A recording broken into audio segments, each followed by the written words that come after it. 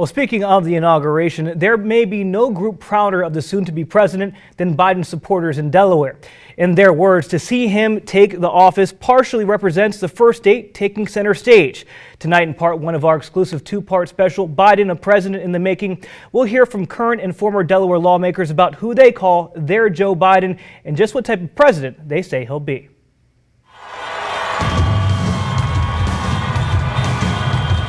Come January 20th, 2021, Joe Biden will officially become president of the United States of America. But even after the inauguration, to some, he'll still just be, well, Joe. If I were to call him Mr. President, he'd probably hit me. Because we used to hit each other on the shoulder if something was really bad, you know? Part of understanding why that is comes from understanding who Joe Biden is, especially to the people that know him best. He would say, Tom, you're a Navy captain, you retired, you've been treasurer, you've been congressman, now you're governor, what should I call you?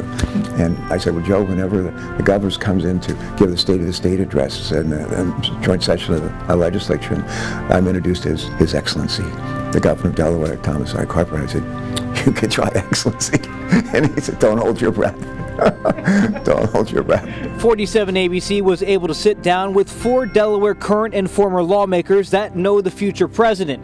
U.S. Senators from Delaware, Tom Carper and Chris Coons, and former Delaware governors Ruth Ann Minner and Jack Markell. Among the things all of them said in common about Biden is just how genuine he is. I mean, this is why, he's gotten a lot of publicity as being such an empathetic person. It's real, and it's real because he cares. He is as down to earth as any person you'll ever meet. And he's very sincere when he talks to you. He means what he's saying. You don't have to worry about taking him at his word. You can always take him at his word. But on top of being genuine, the other common theme all 4 spoke about is just how much the former vice president truly loves his family. He's someone who is incredibly dedicated to his family. I've been in the middle of meetings with him, and I mean casually here or like in the White House, where the phone rings with a certain tone and he's up and gone. He doesn't even say, excuse me, sorry. He's up and gone. Because when his kids or grandkids or wife calls him, doesn't matter what he's doing, he takes the call. I don't know, I somehow thought he'd stop doing that once he was vice president of the United States. Nope. His immediate family is always able to reach him. And partly that's rooted in sort of who he is in his gut, and partly it's rooted in, the experiences of loss he's had. The public would see some of that loss shortly after Biden was elected to Senate in 1972. A fatal car accident stealing the lives of his first wife, Nelia, and their 13-month-old daughter, Amy, and almost causing him to walk away from politics completely. He was resolute, he was strong, and he was determined. I think he came very close to walking away from it all after they died. And his family convinced him, others convinced him not to do that. Instead, Biden would push through, relying on friends like Governor Ruth Ann Minner, who was then just a clerk in Legislative Hall who had helped him campaign, but was also a widow herself. And so we sort of, every once in a while, would just call each other. Well, I feel like a good cry. How about you? So we'd have a good cry on the phone, and then we'd be all right. For Biden, though, it's not just his family that's important. The family of his friends are also held close.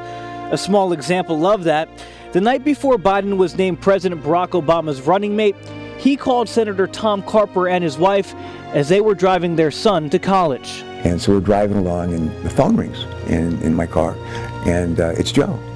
And I thought he was calling to give me some idea of what was going to happen tomorrow.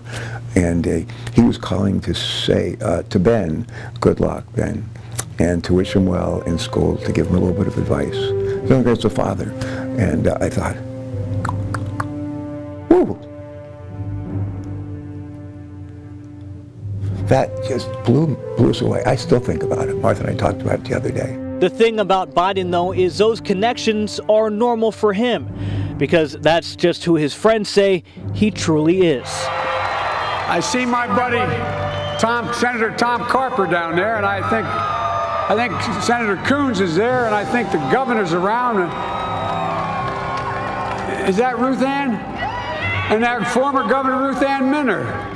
Joe's never forgotten where he's from, that he fights hard for the middle class, and he connects well with people. And that's partly because of his faith, it's partly because of being from Delaware, and it's partly because of the life he's lived and how he's lived it. That's why for so many Delawareans, November 7th was so special, watching their Joe Biden officially address the world as the next president of the United States. The people of this nation have spoken. I was just overwhelmed, to tell you the truth. Everybody said, Roseanne, we've never seen you so quiet. And I said, yeah, but just think what we're doing tonight, you know? Our Joe is going to be president. Well, what a fantastic moment that this favored son of Delaware, Delaware's first ever to be elected to the presidency, is going to have this opportunity. And the Joe Biden and the Jill Biden and the Biden family that we all have gotten to know and love over all these years, the rest of the world gets to see exactly what we know. I pledge to be a president who seeks not to divide, but unify. One thing that all four lawmakers we spoke with also brought up was just how greatly the passing of Joe Biden's son and former Delaware Attorney General Beau Biden affected him. Many thought at that time the loss would cause him to leave politics altogether. But as Governor Ruth Ann Minter told me, because Joe promised Beau that he would run, he did. And as the president-elect has said, the riots in Charlottesville were a turning point for him where he felt he could no longer stay idle. Tomorrow night in part 2, though, we'll talk about Joe Biden's experience and why those close to him say it will help him once he takes office.